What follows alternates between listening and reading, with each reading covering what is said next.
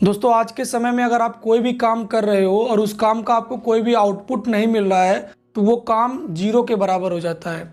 तो आज के इस वीडियो में हम लोग इसी बारे में समझेंगे कि आप अपने काम के प्रोडक्टिविटी को कैसे बढ़ा सकते हो, कैसे आप अपने प्रोडक्टिविटी को बढ़ा करके आउटपुट ले सकते हो, कौन कौन से वे तरीके हैं जिन्हें अगर आप अपनाओगे तो कहीं ना कहीं आपका जो प्रोडक्टिविटी है वो इंक्रीज हो जाएगा। तो आज की इस वीडियो को आप लोग अंत तक जरूर देखिएगा। सारी चीज़ें मैं आप लोगों को डिटेल में समझाऊंगा। साथ ही अगर आप लोग चैनल पर पहली बार विजिट कर रहे हो और ऐसे ही वीडियो देखना पसंद करते हो तो मेक श्योर चैनल को सब्सक्राइब कर लेना। चलिए दोस्तों बिना समय गंवाए इस वीडियो को शुरू करते हैं। जैसा कि आप लोगों को पता है कि आज हम लोग बात कर रहे हैं प्रोडक्टिविटी कैसे बढ़ाएं। तो दोस्तों इस चीज़ को समझने के लिए सबसे आपको ये पता होना चाहिए कि प्रोडक्टिविटी क्यों बढ़ाना है, क्यों आपके लिए प्रोडक्टिविटी बढ़ाना जरूरी है। देखिए दोस्तों, आप किसी भी फील्ड में हो, चाहे आप स्टडी कर रहे हो, चाहे आप जॉब कर रहे हो या फिर आप बिजनेसमैन हो, अगर आप किसी काम को कर रहे हो और उसका आउटपुट आपको नहीं मिल रहा है तो वहाँ पे आपका वो काम जीरो हो जाता है। ऐसे में आपको ऐसा काम करना पड़ेगा जिससे आपको कुछ आउटपुट मिले, कम समय में आप ज़्यादा काम कर पाओ, यानी कि आपकी प्रोडक्टिविटी बढ़ जाए। तो प्रोडक्टिविटी सभी के लिए ज़रूरी है, चाहे आप एक स्टूडेंट हो, चाहे आप एक जॉब प्रोफेशनल हो या फिर आप एक बिजनेसमैन हो, आप सभी के लिए प्रोडक्टिविटी सभी के लिए मायने रखती है। एग्जाम्पल से समझते हैं, अगर आप कोई दीवार है उसको आप धक्का लगा रहे हो, उस पर आप जोर लगा रहे हो और वो दीवार कहीं से टच से मस नहीं हो रही है, इसका मतलब क्या है कि आप इनपुट तो दे रहे हो लेकिन आउटपुट आपको कुछ नहीं मिल रहा है। आउटपुट मिलने के बजाय आपका एनर्जी और लॉस हो रहा है, यानी कि यहाँ पे आपकी प्रोडक्टिविटी जीरो हो गई है। तो ऐसा आपके बाकी कामों में ना हो, आपकी प्रोडक्टिविटी बढ़े, उस चीज़ के लिए क्या करना होगा हम लोग आगे जानेंगे। अब हम लोग बात करेंगे टॉप 5 तरीके के बारे में जिससे आप लोग अपने प्रोडक्टिविटी को बढ़ा सकते हो। तो वो कौन से तरीके हैं जिनसे आपकी अपनी प्रोडक्टिविटी बढ़ेगी। सबसे पहले नंबर पे आता है एलिमिनेट योर डिस्ट्रैक्शन, यानी कि आपके जितने भी डिस्ट्रैक्शन हैं उनको आपको अपने से दूर रखना है, अपने काम से दूर रखना है। मान लीजिए अगर आप कोई भी काम कर रहे हो और उस काम के दौरान आपके कुछ डिस्ट्रैक्शन है जो कि आपको उस काम को पूरा नहीं होने दे रहे हैं या फिर उस काम में बाधा ला रहे हैं, तो उनको आपको काम करने के दौरान दूर रखना है। एग्जाम्पल में आप फ़ोन समझ लीजिए, अगर आप पढ़ाई कर रहे हो और पढ़ाई के दौरान आपका ध्यान मोबाइल फ़ोन पर है तो आप कहीं ना कहीं पढ़ाई नहीं कर पाओगे, या फिर अगर आप कोई काम कर रहे हो और उस काम के दौरान आपका ध्यान कहीं और है तो उस टाइम पे आप लोग अपने काम पर फोकस नहीं कर पाओगे, जिसकी वजह से जो आपकी प्रोडक्टिविटी है वो नहीं निकल के आएगी और आप कम समय में ज़्यादा काम भी नहीं कर पाओगे। तो सबसे पहला और इम्पॉर्टेंट यही है कि आपको अपने जितने भी डिस्ट्रैक्शन हैं, जितने भी विकर्षण हैं, उनको अपने कामों से और अपने से दूर रखना है।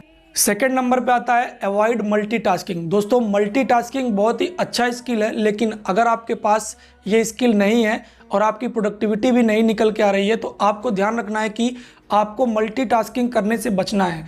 अगर आपके पास बहुत सारे काम हैं तो आप उसे टाइम मैनेजमेंट स्किल की सहायता से उसे लिस्ट वाइज बना करके प्रायोरिटाइज कर सकते हो, ताकि जो आप लोगों की प्रोडक्टिविटी है वो इफेक्ट ना हो।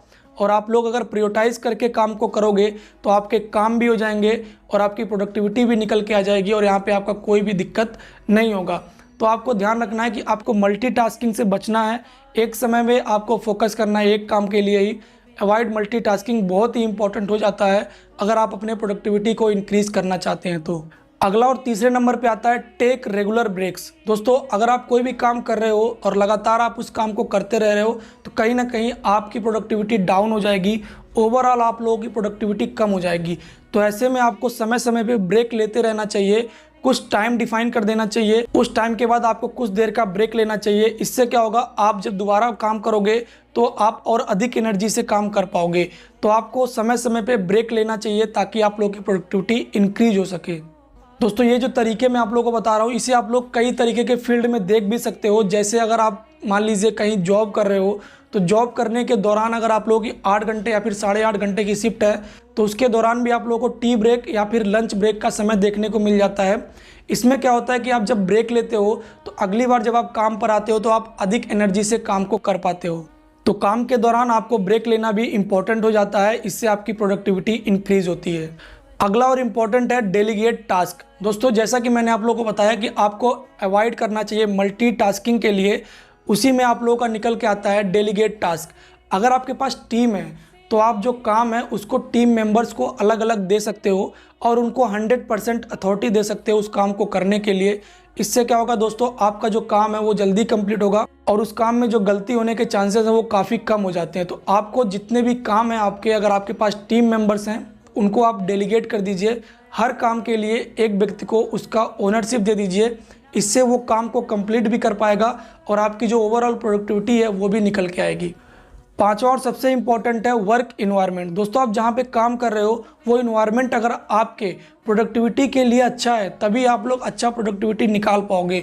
तो इन्वायरमेंट भी कहीं ज़्यादा मायने रखता है आपकी प्रोडक्टिविटी को बढ़ाने के लिए। अगर एक शांत इन्वायरमेंट है तो आपका वहाँ पे काम करने का जो फोकस है वो काफ़ी ज़्यादा होगा और आपकी प्रोडक्टिविटी भी इंक्रीज़ होगी। तो वर्क इन्वायरमेंट भी बहुत ज़्यादा इंपॉर्टेंट रोल निभाता है आपकी प्रोडक्टिविटी को इंक्रीज़ करने के लिए। उम्मीद है आपको ये ओवरऑल इन्फॉर्मेशन समझ में आई होगी। अगर आपका कोई भी डाउट है, कोई भी सवाल है तो नीचे कमेंट सेक्शन में जरूर पूछिएगा। साथ में अगर आप लोग टाइम मैनेजमेंट स्किल समझना चाहते हो तो उस पर मैंने वीडियो बना दिया है, उसको भी आप लोग देख सकते हो। ये आपको वीडियो कैसी लगी नीचे कमेंट करके जरूर बताइए। साथ ही इसे अपने सभी दोस्तों के साथ शेयर करना मत भूलिएगा। वीडियो देखने के लिए आपका धन्यवाद। मिलते हैं अगली वीडियो में, तब तक के लिए जय हिंद, जय भारत।